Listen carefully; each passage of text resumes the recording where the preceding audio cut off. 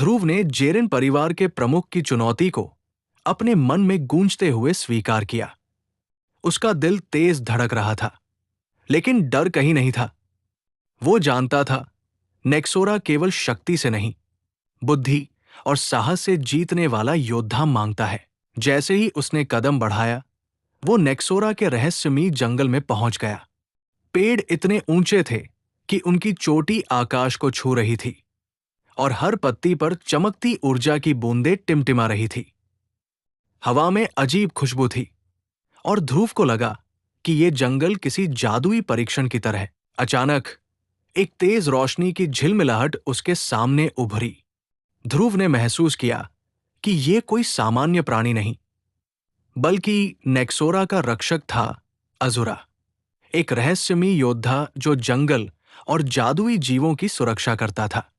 अजुरा ने अपने हाथ उठाए और कहा, ध्रुव, मैंने तुम्हारे साहस को महसूस किया, लेकिन जेरेन परिवार की ताकत केवल उनके योद्धाओं में नहीं है।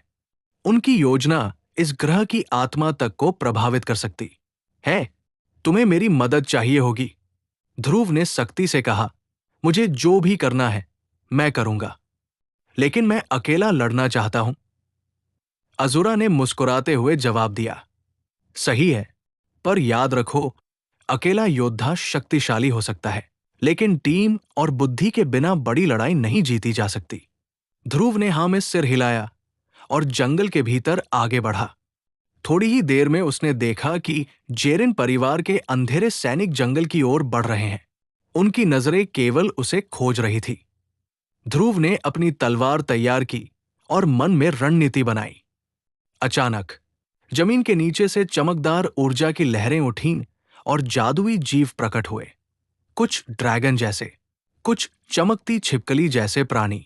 अजुरा ने कहा, ये प्राणी नेक्सोरा के रक्षक हैं, उन्हें अपने पक्ष में करो और जेरेन परिवार को मात दो।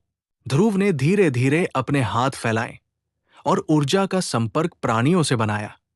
जादुई प्राणी उसकी शक्ति और साहस को महसूस कर पाए और उसके साथ खड़े हो गए। जंग शुरू हुई। जेरेन परिवार के सैनिक और अंधेरा योद्धा प्राणियों से लड़ते हुए ध्रुव तक पहुंचना चाहते थे।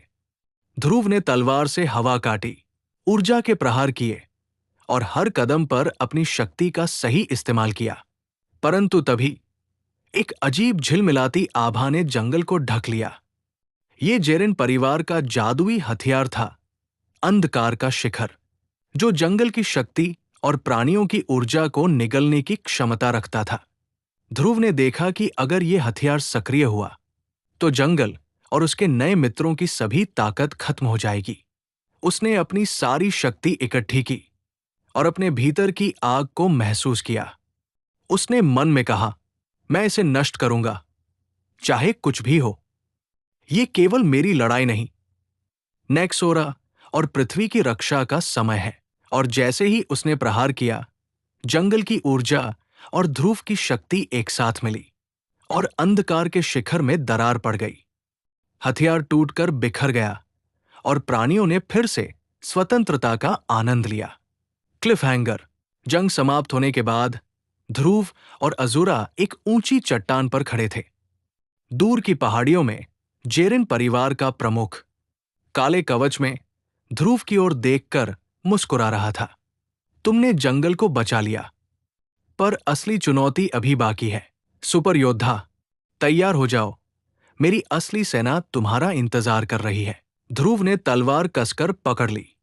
उसकी आंखों में नया उत्साह और अडिग साहस था।